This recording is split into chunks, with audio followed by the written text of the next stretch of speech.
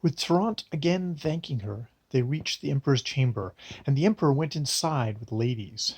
Only Widow Repose remained outside. She stood at the head of the stairs, waiting for Trnt. With her feminine malice, she was prepared to commit an unspeakable crime. When she saw Trnt, she put on a sympathetic face, and with graceful gestures, designed to make him love her, she said, "I'm not surprised that you would want to conquer the world. You've already captivated me. With the pity I have for your grace, I want to help you. So, my Lord Trnt, if you'd like to be in a certain secret place after 2 o'clock, you'll be able to see everything I've told you about." Trnt said that was agreeable to him, and that he would be ready. The widow left Trnt at once. Behind the garden she and a very old woman had a house already prepared, and she had her furnish it nicely with a bed, as would befit Trnt. When the raging widow saw that the time had come, she went looking for Trnt secretly, and she made him swear at length, and then disguise himself. Then they went to the old lady's chambers. In the chamber was a small window overlooking the garden, and through it a person could see everything that went on in the garden. But the window was very high, and it was only by climbing a ladder you could see out. The widow brought 2 large mirrors, and put one at the window and the other one lower, in front of Trnt, facing the first mirror, and everything that appeared in the top one was reflected in the lower one. When the widow had done this and left Trnt in the room, she went quickly to the palace, and found the princess sleeping in her bed. The widow said to her, "Get up, my lady. My lord, the Emperor, sent me to tell you that the doctors want you to get out of your bed and not to sleep so long. After you stayed up so late last night and have eaten lunch, if you sleep now with this warm weather, it could endanger your health." She opened the windows of the chamber so that she could not sleep, and the princess permitted her to because of her father's tender words.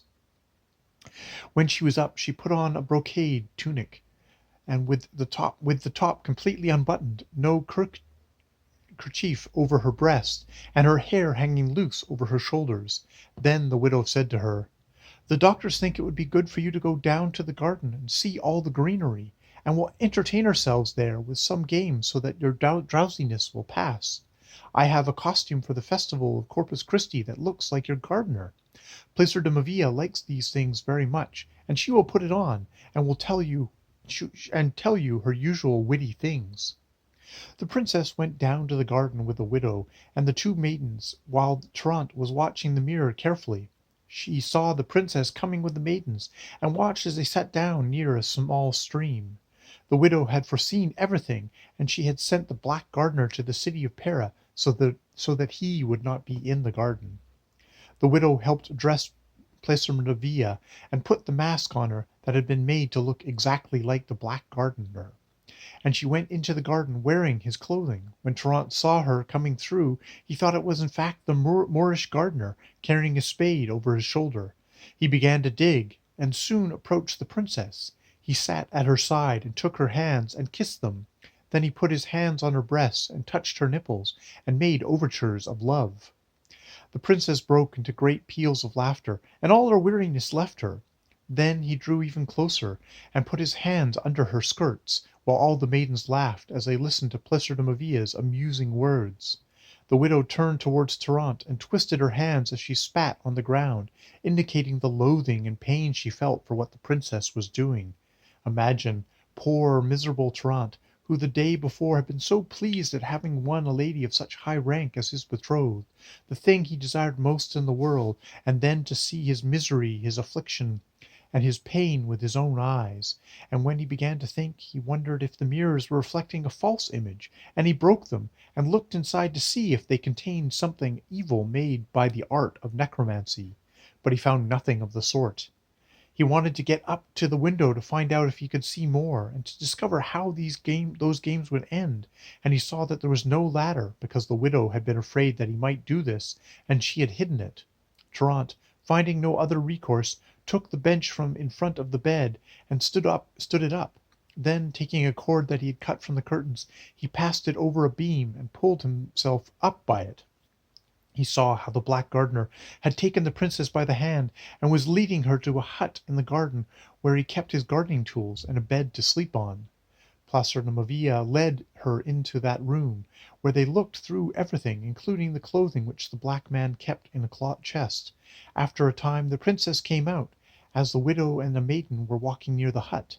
When they saw her, the widow went over to the maiden and gave her a scarf. To go ahead with the game and make everyone laugh, she said to her, "Put it under the princess's skirts." When she was in front of her highness, the maiden knelt on the ground as the widow had instructed her, and put the rag under her skirts, and the princess's naivete played into the hands of the widow's malice. When Trant saw such a heinous thing, he was completely aghast, and with a voice full of anguish he began to lament.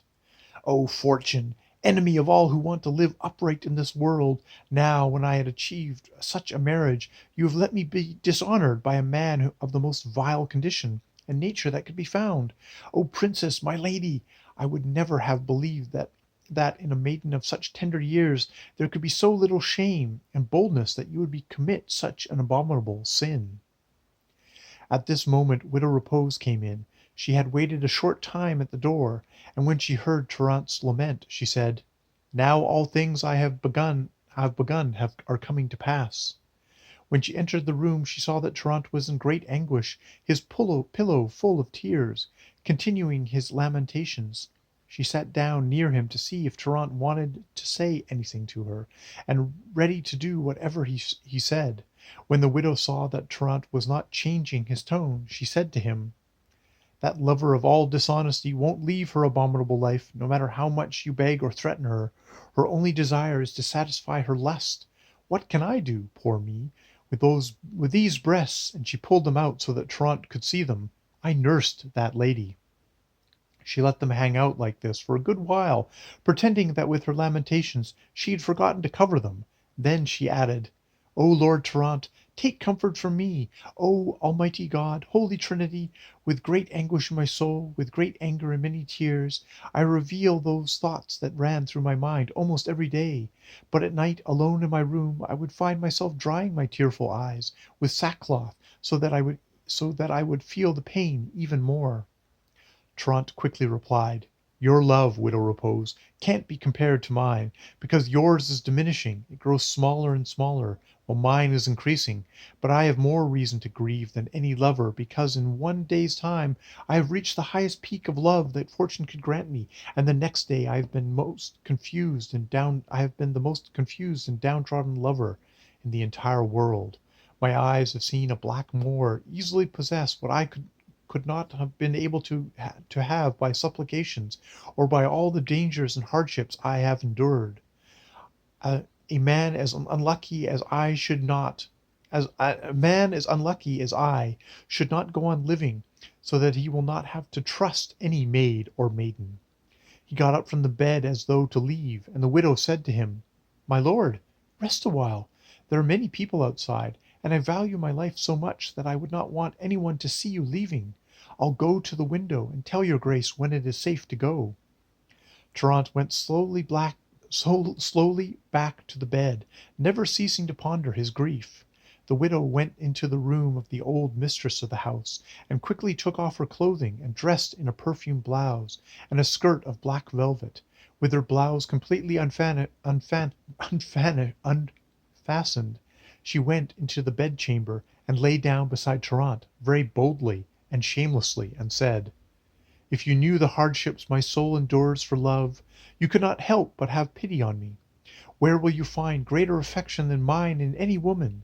It would be more to your glory to have me always in your chamber or in your tents, serving you in every way that I can, than to love a false maiden who is given over to a black captive Moor.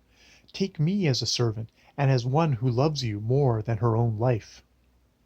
"My lady," said Tarrant, "please don't torment my sad soul. I can't give an answer to anything you've said. I can only tell you that I could not forget her majesty any more than I could renounce my faith." The widow said, "Since you don't want to love me, at least let me lie next to you a while, completely naked." She quickly removed her tunic, which was already unfastened. When Tarrant saw her in her chemise, he leapt out of bed, flung open the door, and went back to his quarters with great pain, and the widow was left with no less.